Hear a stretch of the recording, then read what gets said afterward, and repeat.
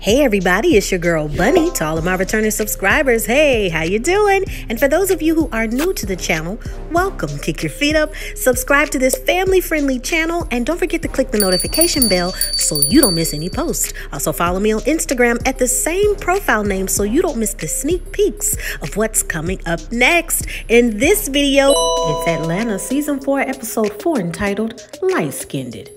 I give a full episode recap with photos offset to the side, and then I give my review at the end. No need to dig around and keep all of the minute marks in the comments. It's all coming up next. Ern goes to pick up his parents for Sunday worship, but his dad says that he has other important things to do.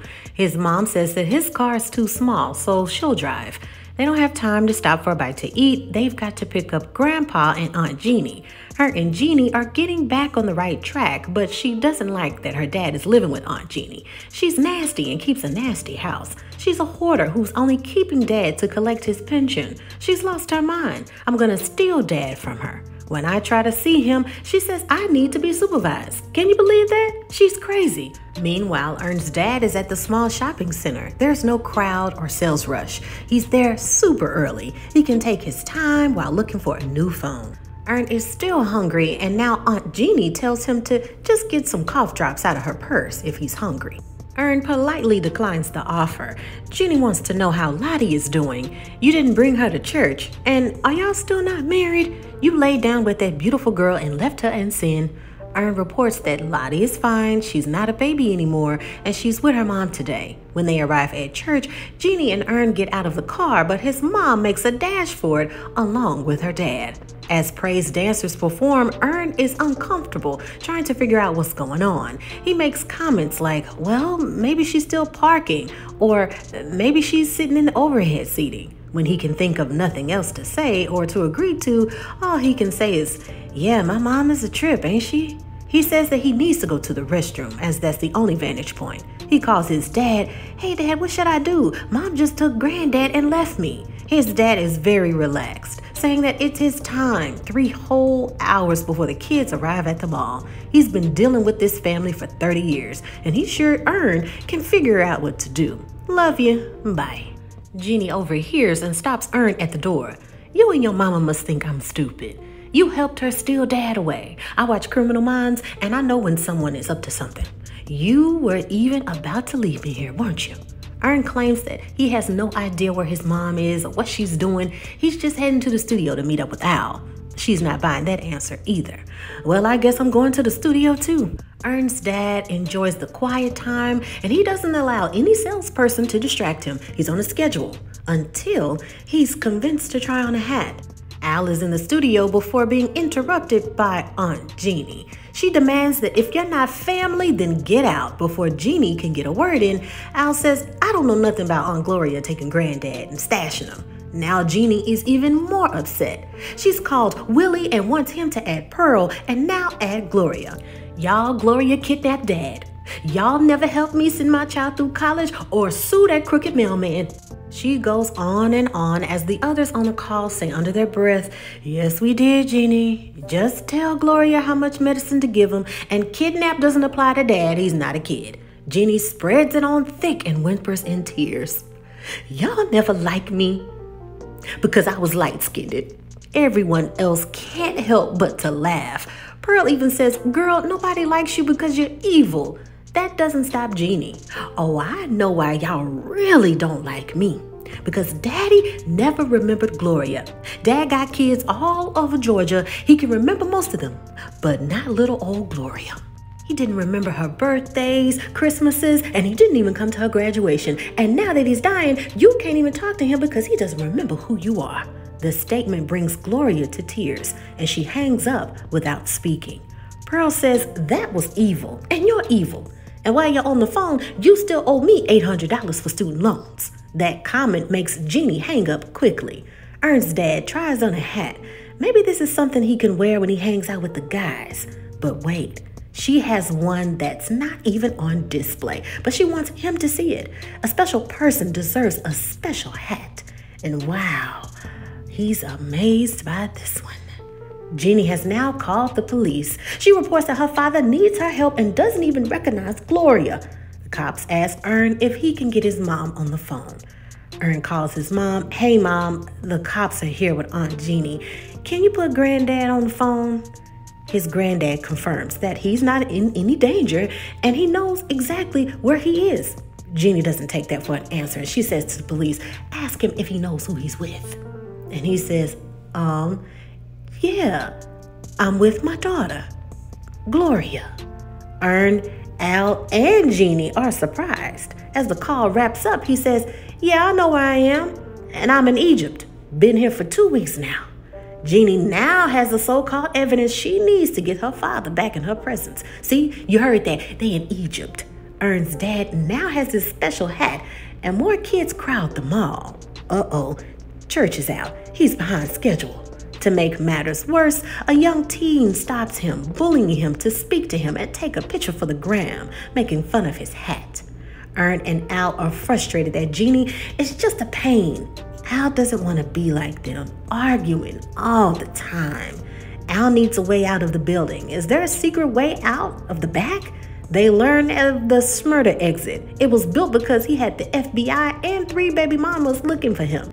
It didn't help Smyrna, but maybe it might help you. When you exit, she won't see you. You just can't look back. If you look back, the gig is up. As they walk, they hear Jeannie call the cops again because the cops that are there aren't doing their job and to arrest her 2 nephews. Ern's dad waits in the car, dreading what's next with the family, even losing confidence in his new hat, taking it off in the car. They all grab a bite to eat, and it's obvious Ern's dad doesn't want to be present. Before the bill comes, his mom hopes that he didn't spend too much at the mall. Their credit card bill last month was too high, as this embarrasses the table. She also wants the waiter to bring them some bread since they never got any in the first place. The employee says that he will have to ask his manager, and they go back and forth about bread, and his mom wanted to take some home. Ern's dad is so frustrated he bangs on the table yelling, just bring the damn bread. He says under his breath, kids, they just don't have any respect at all. To soften the mood, he asks the table, hey, y'all want to see what's on the red box tonight? And surprisingly, the granddad says, yeah. And that is the end of the episode. And now it is time for your favorite part of the video. That's right, my review. Now, I know a lot of you who watch this series were very frustrated from this episode. It's the final season, and everything that happened in this episode, I know many of you are thinking, what does this have to do with all of the characters bringing to conclusions of all the storylines, giving us an idea of how things will end or some type of idea of how the characters will move forward? And I have the answer for that. So for those of you who have been following my recaps and reviews, I describe the cinematic view and the writing of this series, how there are different ways of writing and connecting with the audience. There's situational episodes where it has nothing to do, the plot has nothing to do with any of the characters. There are episodes that have a lot of symbolism, and it allows the audience to bring their own conclusions of what it means and interpretations and starting debates about what did that mean? What was that? I don't get it.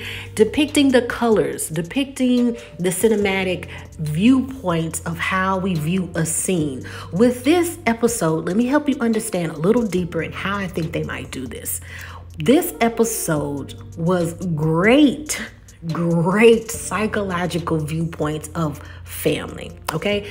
These characters have been through so much. They've had so many crazy things that have happened to them that have been insane. They've dealt with the cops. They've dealt with racism. They've dealt with passive aggressiveness. They've dealt with business, getting the limelight, especially Al and Ern of fame, right? Does he want to be a manager? Does he really want to be a rap artist? We have all of this stuff going on, and money has been a big issue. And in this episode, we've slowly gotten more Easter eggs on the family emotional dynamic.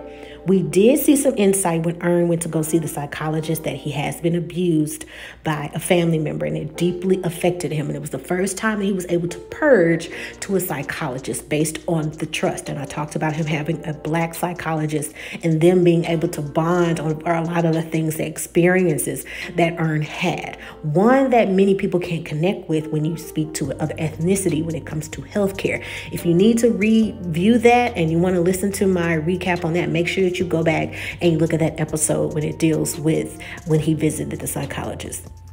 Now, with all of that being said and all of the things that they faced, in this episode, I want you to view a lot of the body language, the psychological attempts that the family has on Ern and Al as grown men. There's something we all know that we've heard. We've heard of manipulation. We've heard of passive aggressiveness, and another psychological term coined by Jana Van Zandt, which is basically taking someone emotionally hostage. In this episode, you see that you have two grown men who are in this situation. Aunt Jeannie's calling the cops and they can do nothing. They are being held emotionally hostage because they are still feeling the same emotions as when they were children, right? When she's venting and she's telling the cops about all of this, that before she even calls the cops, they say to one another, oh, she's going to call the cops. Please don't do that. Because clearly this has been something that she's done in the past over and over and over again, taking everyone emotionally hostage. Now that psychological term, right, is when somebody behaves a certain way and you're stuck between a hard rock and a hard place of how to handle this person. Because for one, if you react, something bad might happen. You might go to jail. Somebody might be passive aggressive. You're in fear of how you will react to this person's actions. And two, with dealing with that, holding someone emotionally hostage, you feel helpless and hopeless. Ern and Al sit on the couch with their heads down, and all they can do is just emotionally be taken hostage and just wait on this situation to pass.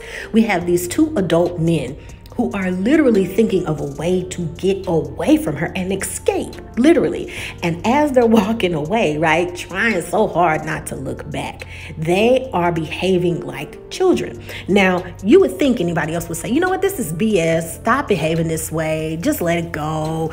I'm a grown man. Stop it. But they can't do that because they're emotionally locked in as when they were children. And the family is always held emotionally hostage. You had the other siblings, right, who are stuck.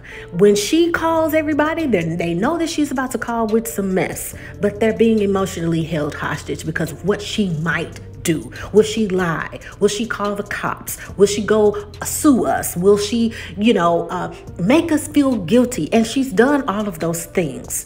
Knowing how emotionally fragile Gloria was, hearing that her father wasn't around, that he didn't remember her, that he was clearly a rolling stone, had all these kids in Georgia, and he didn't really remember her. And now he is in a health situation where he really can't remember her, and she's trying to spend those last moments with her father.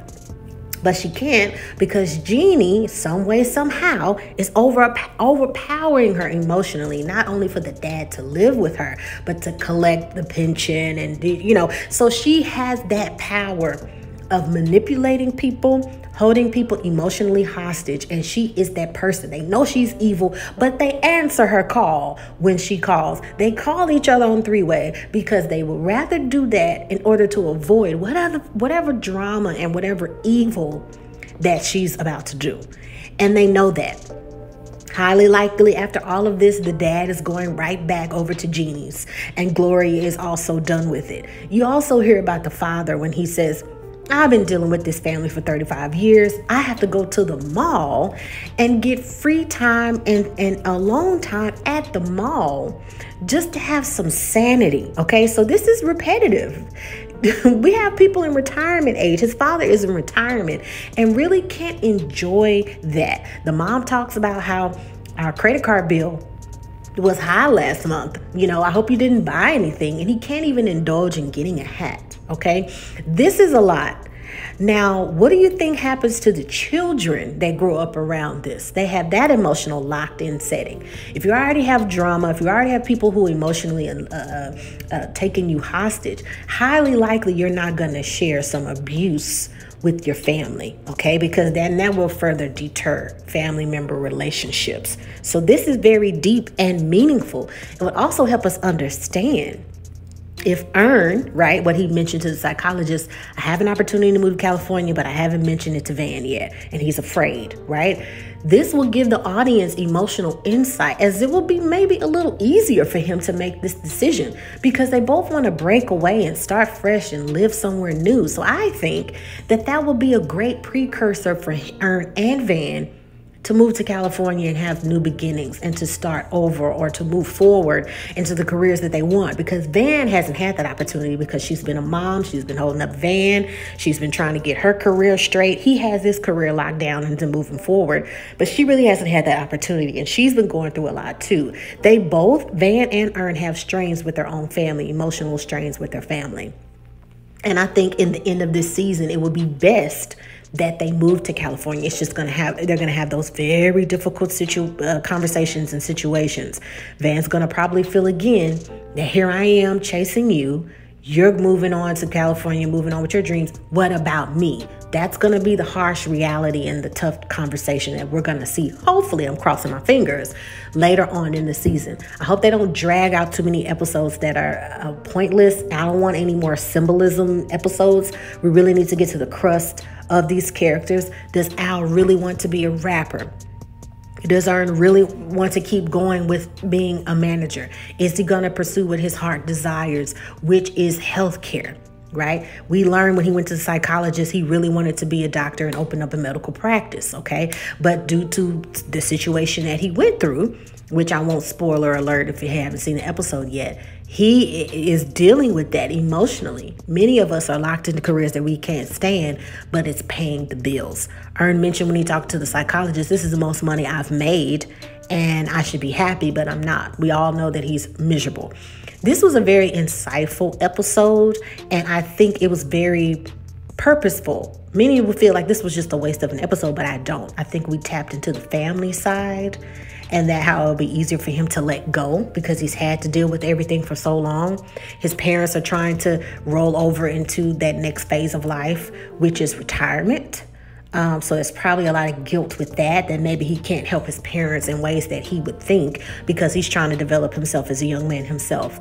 Let me know what you think. Subscribe, hit that like button, and share this video, you guys. Also, make sure that you follow me on Instagram at the same profile name. Check out other recaps and reviews of other shows. There's Bell Collective, there's Ready to Love Miami, there's House of the Dragon, HBO prequel to Game of Thrones, the HBO original series. Check that out and let me know what you think. Leave those comments below. And in the meantime, in between time, remember to take care of yourself and each other. Also check out the Emmy Award-winning Hulu original series, The Handmaid's Tale. If you haven't seen that, make sure that you watch the previous seasons of recaps and reviews and binge watch on that so you can stay up to float of what's going on. I'll see you next time.